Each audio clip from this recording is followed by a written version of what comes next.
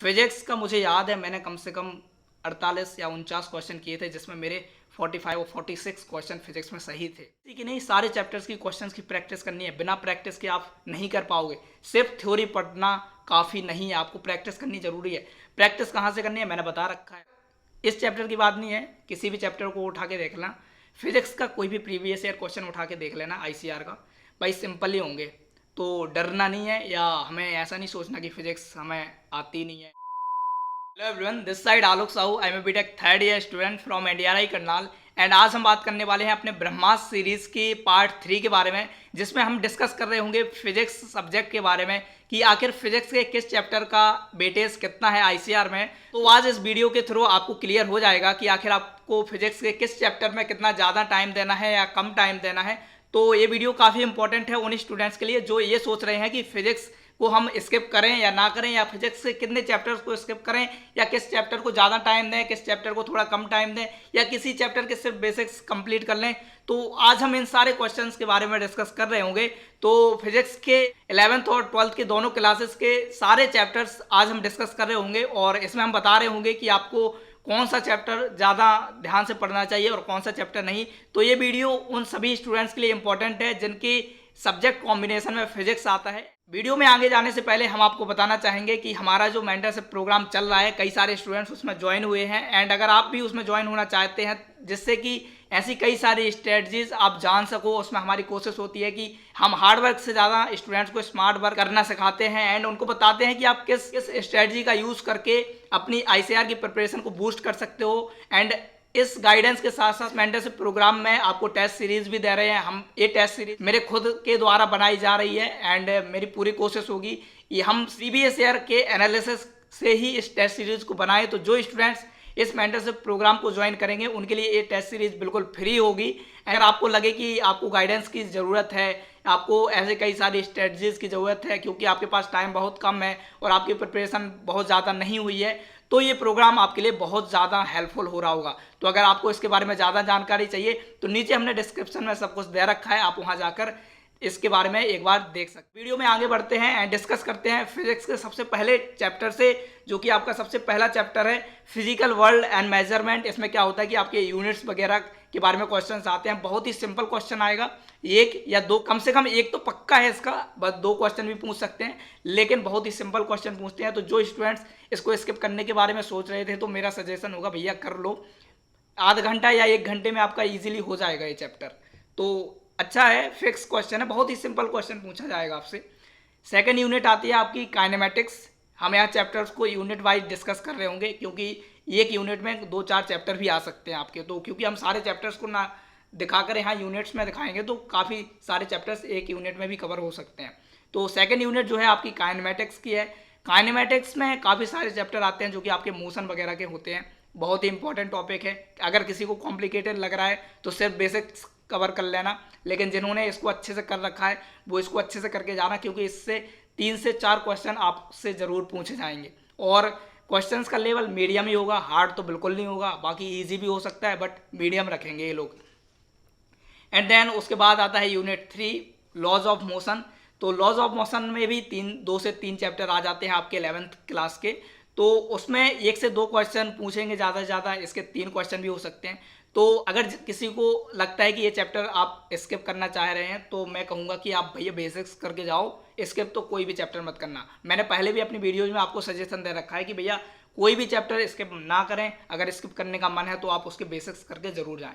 तो laws of motion से आपसे 2 से 3 क्वेश्चन तो पूछे जा रहे होंगे, बाकी मिनिमम 1 या 2 क्वेश्चन तो आपसे आएंगे ही। बाकी ऐसा कोई भी चैप्टर नहीं होगा जिससे क्वेश्चन नहीं आएंगे, तो आपको सारे चैप्टर्स के क्वेश्चन वहाँ देखने को मिलेंगे। क्योंकि आपके चैप्टर्स कम है एंड नंबर ऑफ क्वेश्चन ज़्यादा है, तो आप समझ सकते हैं कि एनटीओ को कहीं ना कहीं से क्वेश्चन देना है, तो ऑब्वियसली चैप्टर्स के क्वेश्चन एक्स्ट्रा होंगे। उसके बाद आता है हमारा unit 4 work energy and power. तो वर्क एनर्जी एंड पावर की अगर हम बात करें तो काफ़ी सिंपल टॉपिक है, और थोड़े फार्मूला बेस आपके क्वेश्चन बनाए जा सकते हैं इस टॉपिक पर। तो ऑब्वियसली इसको करो यार, स्किप तो बिल्कुल मत करना, टफ नहीं है, तो आप कर सकते हो। 1 से 2 क्वेश्चन और ज़्यादा से ज़्यादा 3 क्वेश्चन। वैसे 3 क्वेश्चन इससे देखने को मिलेंगे नहीं, मेरे हिसाब से 2 क्वेश्चन तो देखने को मिल सकते हैं। एंड उसके बाद करते हैं motion of system of particles and rigid body. भाई छोड़ दो, बिल्कुल छोड़ दो, ये तुम्हारा ये आपका रिजिड बॉडी डायनेमिक्स है, आरबीडी बोलते हैं हम इसको शॉर्ट फॉर्म में। एंड इससे 1 या 2 क्वेश्चन आएगा। अगर जिसको करना है इसको, तो मोमेंट ऑफ इनर्शिया करके जाना, बहुत ही इंपॉर्टेंट टॉपिक है वो, उसी टॉपिक पर आपसे क्वेश्चन पूछा जाएगा।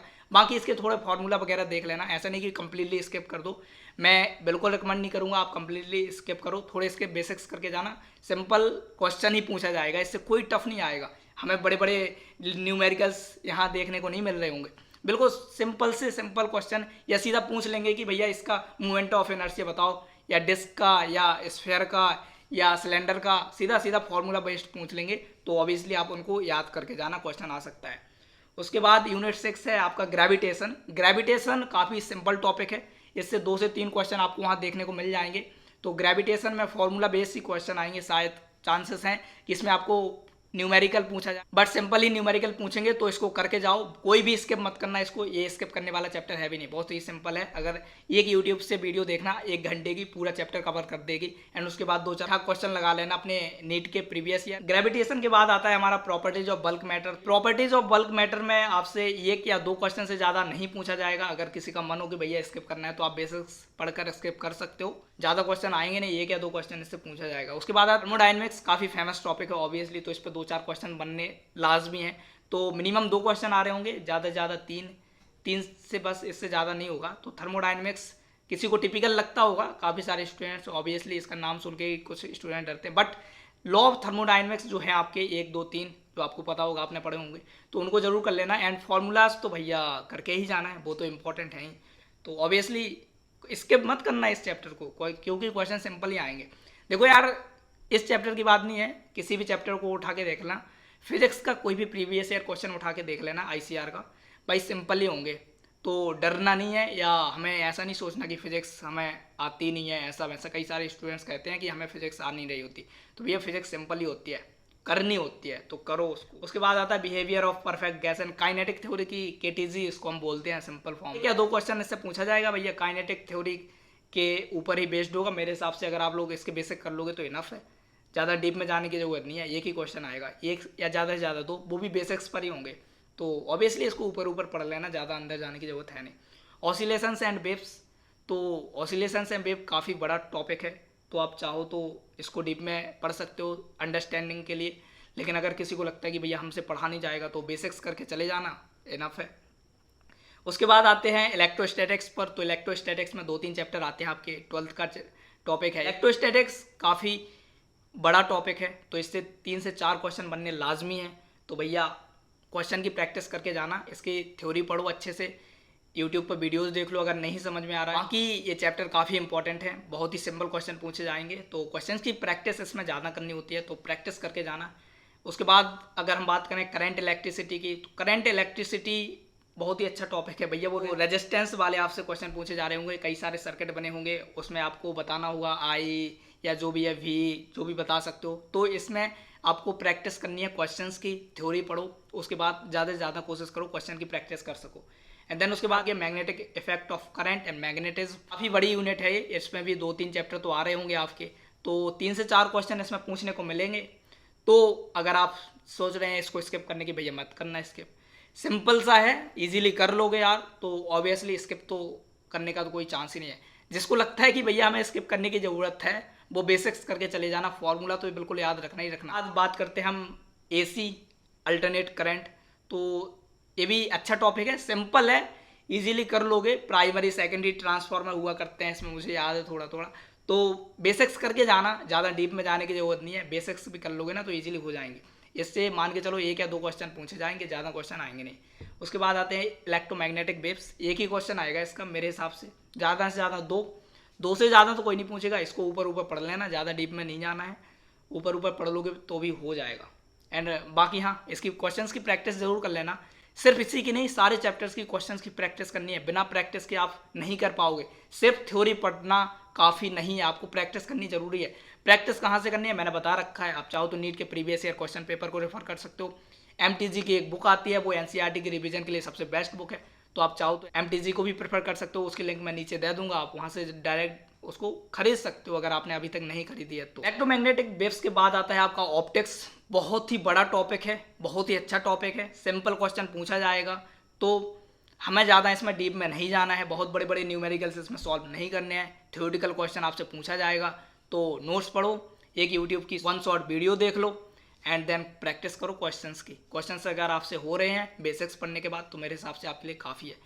इसमें क्वेश्चंस आपसे 4 से 5 क्वेश्चन पूछे जाएंगे ऑप्टिक्स, तो मेरे हिसाब से कोई भी इसको स्किप मत करना एंड बहुत ध्यान से पढ़ना। बाकी हाँ, ज़्यादा डीप में जाना चाहो तो जा सकते हो, क्योंकि अच्छा है टॉपिक, सिंपल है और ज़्यादा क्वेश्चंस आ रहे होंगे, तो अगर आप इजीली कर लोगे तो ज़्यादा बेटर है। बाकी कोशिश कीजिएगा, क्वेश्चंस की प्रैक्टिस करो, तभी आपको पता चल जाएगा कि आपको आ रहा है या नहीं। अगर नहीं आ रहा है तो फिर से पढ़ो, क्योंकि ये पढ़ने वाला चैप्टर है और इससे कई सारे क्वेश्चंस आएंगे, तो इसको ध्यान से पढ़ लेना।